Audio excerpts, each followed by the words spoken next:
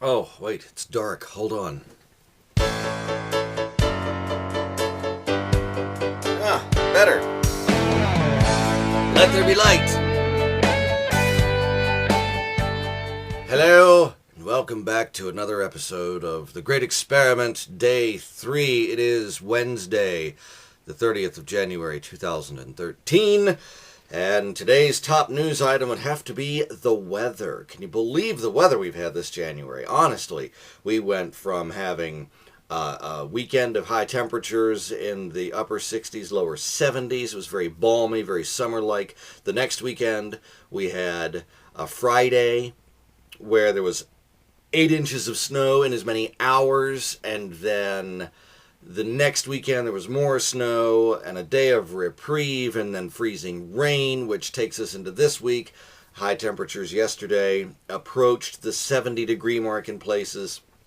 Today, highs getting into, reportedly, the upper 60s, potentially the lower 70s, but a cold front is on its way. We've got high wind warnings. We've got a flash flood watch. It's crazy, the weather. I don't know what's going on, but there it is. Speaking of high winds plus flash flooding, heavy rains could mean some downed trees, so be careful out there. Watch out for that, and if you have pine trees or anything in your backyard or on your property that might have a tendency to fall, you will want to keep an eye on those, because we do, and when those suckers come down, it's a sight to behold.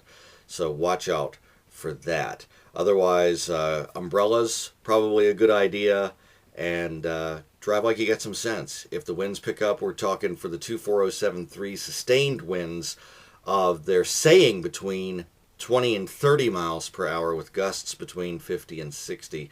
This storm is one to keep an eye on, and by the way, it's going to get colder as well, so be aware of that. So that takes us to our next segment this morning.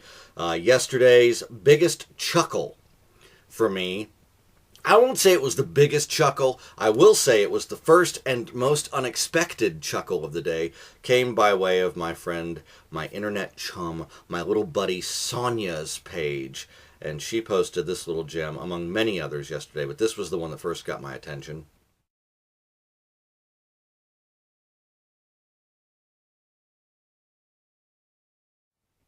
Very funny stuff. Very funny. Also, I would like to send out today's very first inaugural You Go Girl award to my smarter would-be little sister, the lovely Elle Horn, who posted this as her status yesterday, and I quote, "So, in the span of a 5-second scroll, I've made it clear that I hate this country and those protecting it, don't give a damn about cancer research, and proven beyond a shadow of a doubt that I have no heart. Click like my ass. You go, girl." I hate those posts where people are like, click like if you like God. Click like if you don't want to see every puppy in the world die a horrible death. Oh, come on. Whether or not I click like or not has nothing to do with my personal feelings. So screw you. Moving on.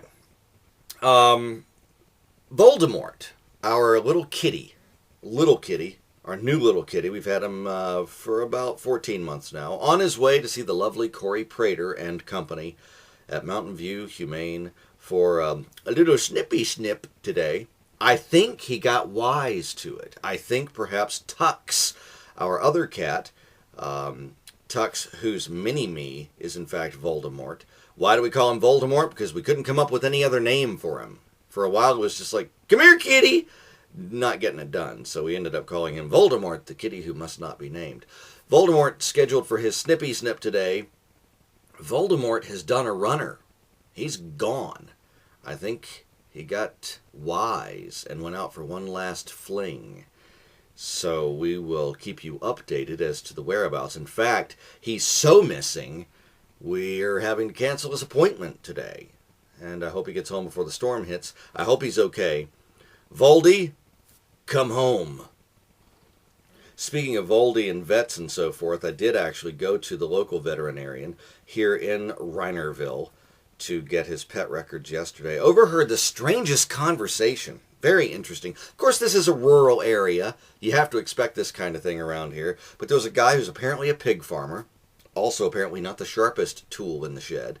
I was talking to a friend of his while we were waiting in the waiting room at the vet's office, and the story went something like this. He said he has some pigs he's trying to breed, and for whatever reason, it wasn't taking. The sows weren't getting pregnant, so he took them in to the vet's office not long ago, and he asked the lady vet, he said, what's going on? I mean, what am I supposed to do? I've done this, I've done that, I've done all this other stuff. How am I supposed to get these things pregnant so I can get on with this? And the vet did a routine checkup and finally came back and she said, look, if you've exhausted all the other options, you may very well have to consider artificial insemination.